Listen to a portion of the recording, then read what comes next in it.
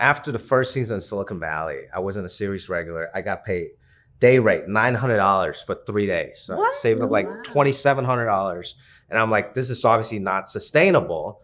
So I went and got the oldest Prius that was still qualified to drive Uber. This Prius with 100,000 miles from 2006 for like $3,000. And I drove Uber from like between season 1 and season 2 of Silicon Valley using that car. Wow. I'll ask questions about the movie, but first I did want to ask you, Vera, your director's statement video with your dog throwing up in the middle of it and interrupting you. Was that was totally on accident? It was completely an accident. Also, she never throws up. Oh my God. I was legitimately filming what I swear to God was a professional video inside, and it just wasn't coming out right. And she was bothered. She was yelling at me while I was doing it. So I'm like, which she never does. So I was like, okay, we'll go take this outside because it's not working in here. And she usually just sits in the sun, and this time she vomited. This time she paced all around. But I like that you left it in and then cut to incredible. I haven't seen this. It's on the much better. Sundance It was much website. better ultimately than what I was trying to do by myself. Wow. I love that. Yeah, it stuck with me, and none of the other directors' videos stuck with me. So that's the power of Sesame. yeah, absolutely. And so, okay, something else. We've had a few other people coming in with films that touch on either ghosts, paranormal, any sort of adjacencies, and several people have talked about having, I guess I'll call them interactions. But has anyone here had any interactions with any sort of spirit, otherworldly, other side of the veil? Not yet. Not yet. Just gin for me in terms of spirits. Occasionally rum. No. Yeah. That was said very Let's hear it. casually. You're Let's going to have hear to it. elaborate. I mean, it's not like Before or after making this movie, or wow? Before. Okay. Before. It's not like it's not like I had like poltergeist experiences or what have you. But yeah, I've definitely felt and been conscious and aware of another presence.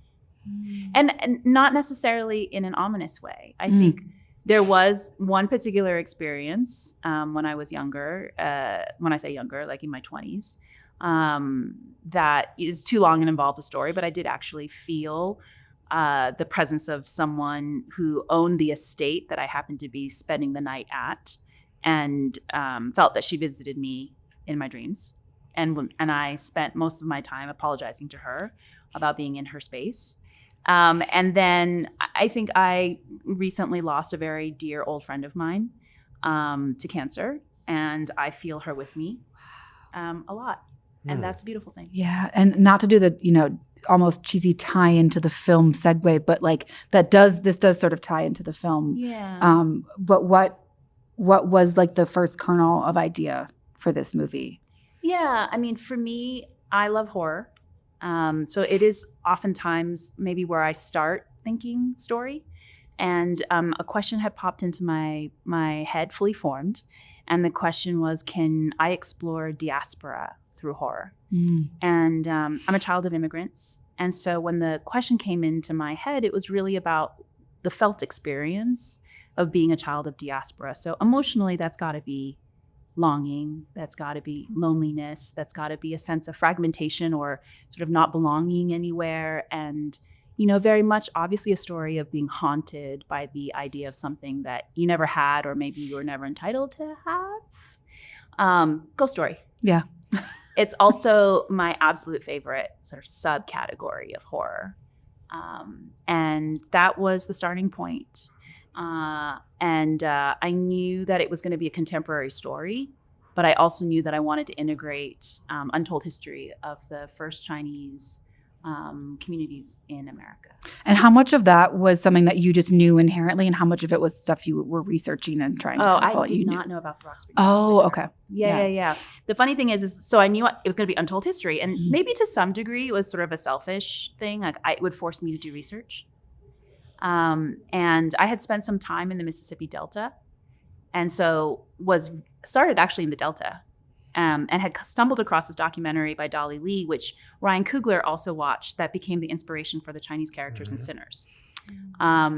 So I was watching, Dolly Lee's documentary. I was doing a little bit of research about the history of the Chinese communities and business owners in the Delta during the Jim Crow era, and loved that, but also didn't necessarily find my way in.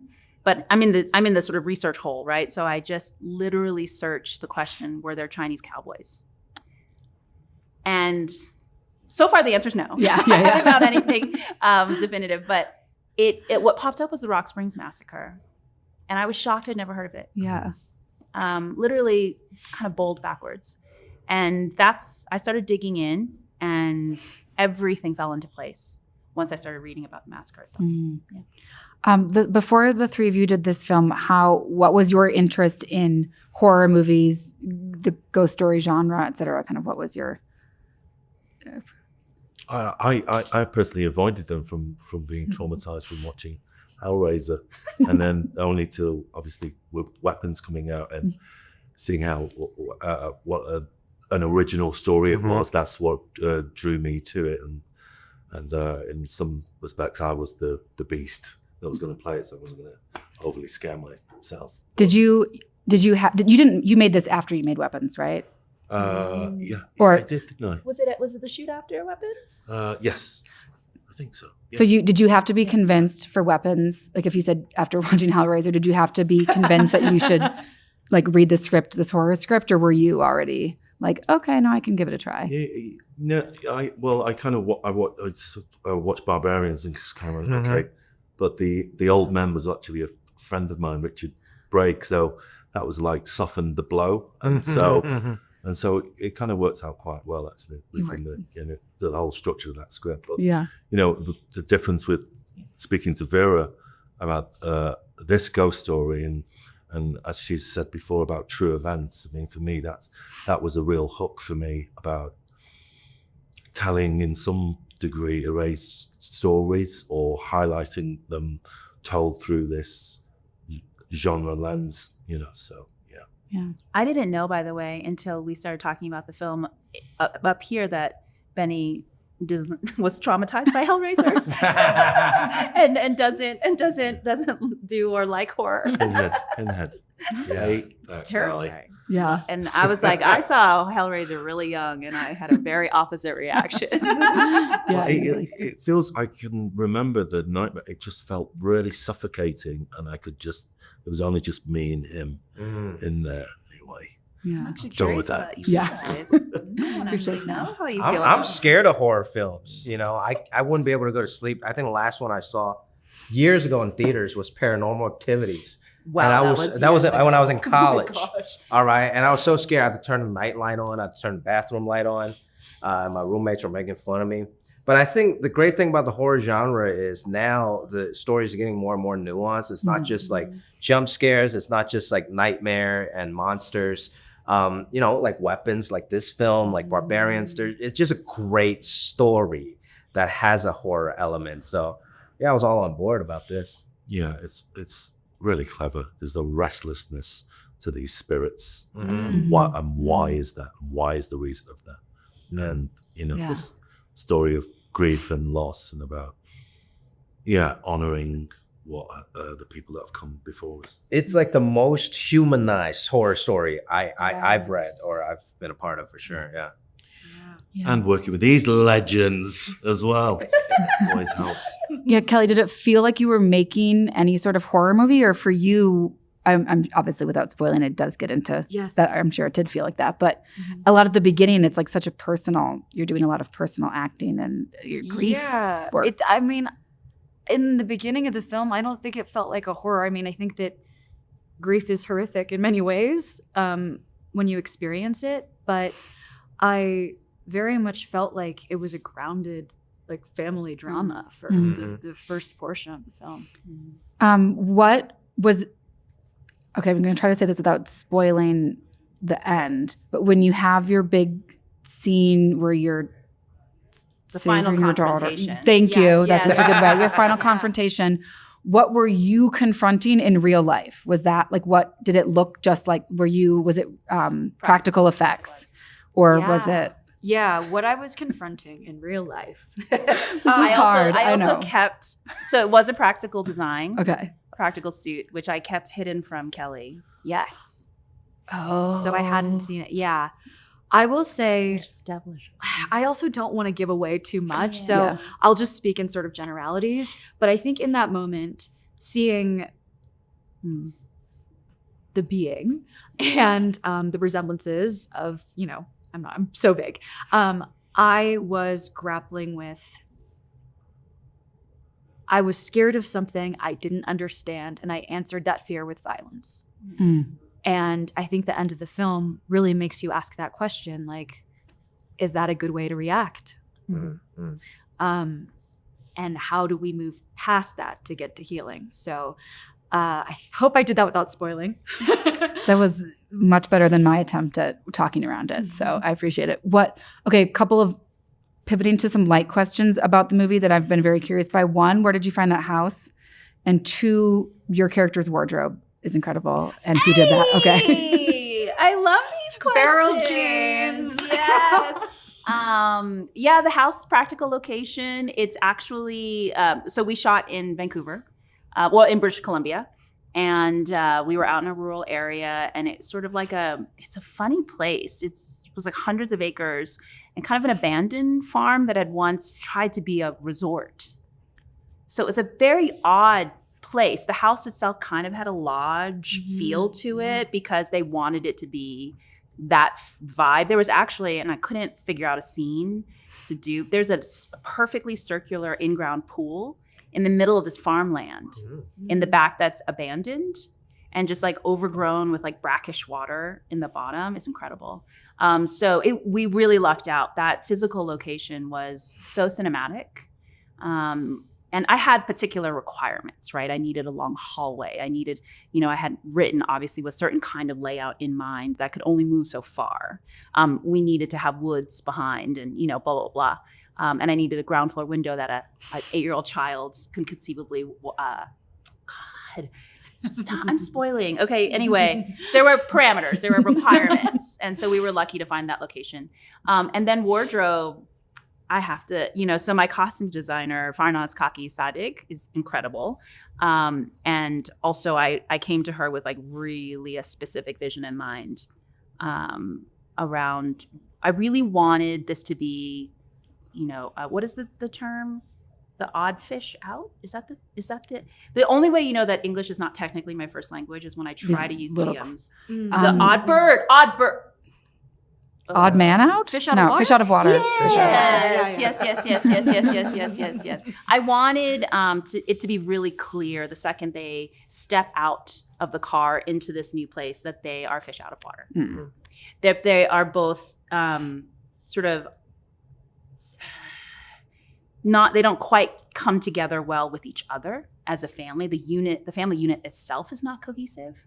And then this place that they're clearly moving to, they stick out. And one of the key places that I could do that was with Kelly's character's wardrobe. Perfect. Okay, before we run out of time, and while you guys are our last group, so this is also my last time asking this question. Everyone that comes through, I'm asking, what was your first acting job, that gave you a paycheck where there was something left over and you bought yourself a little treat, and what was the treat? Wow, a little treat. I can't wait to hear this. You go first, man. I can't remember what job. What was the job? And it's okay if you don't remember the exact job that went with the I remember treat. the job, but I do. A significant one is I bought a car. It was a Peugeot 205 or 105, and they called it Pegasus. Nice. Amazing. Yeah, and I went down to South London, and there was a car salesman, and I distinctly remember there was a shotgun on the desk. So that's all I remember. Wow. Do you still have the Peugeot? No, I went. I'm on a third car now. Those were the days. Yeah. I got a car too. It was after the first season of Silicon Valley. I wasn't a series regular. I got paid day rate $900 for 3 days. So I saved up like $2,700. And I'm like, this is obviously not sustainable. So I went and got the oldest Prius that was still qualified to drive Uber. This Prius with 100,000 miles from 2006 for like $3,000. And I drove Uber from like between season 1 and season 2 of Silicon Valley using that car. Wow. That's an amazing story. Yeah. That's amazing. That's amazing. I'll drive you guys around sometime. Please do. Please do. No conversations, please. Though. Quiet ride. Quiet ride. Yeah. My first or Star Wars was the job that gave me extra money. Before that, I had only done like one line on sitcoms here and there. And I paid off my student loans. It was responsible. the most incredible feeling. And I guess what I'll say to that is make education accessible for everyone. I went to 2 years of community college, 2 years of public in-state school, and I still had $40,000 worth of debt, I believe it. which is insane and not okay. Anyway, But I bet you that click of the button, like now that it's. I cried. Yeah, what an incredible feeling. I fully sobbed. I was like, oh my God, I can't believe this happened. Yeah. I'm still paying mine off. Just Yeah, serious. seriously? Yeah, because I don't. You get. You're doing like the. You got to do the payment. You don't do the Jesus. lump sum. You get some tax Yeah. credit or something. Yeah. I think. Oh my god. do that. Make education accessible. I mean, really? Oh, are you asking me this too? Yeah, if you have one.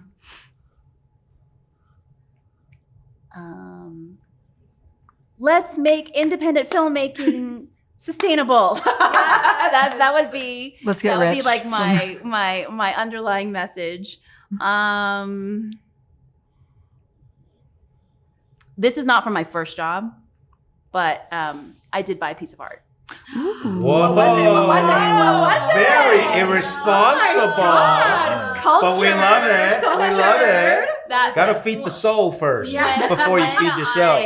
When the like when I identified an artist and it was like, okay, let's be real. It was a limited edition print, so it wasn't, so I'm still It was one of those I'm still an indie filmmaker. It was one of those everybody. monkey NFTs. Really?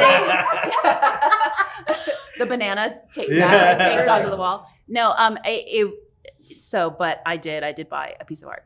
Nice. Very Do you still have good. it? I do. Nice.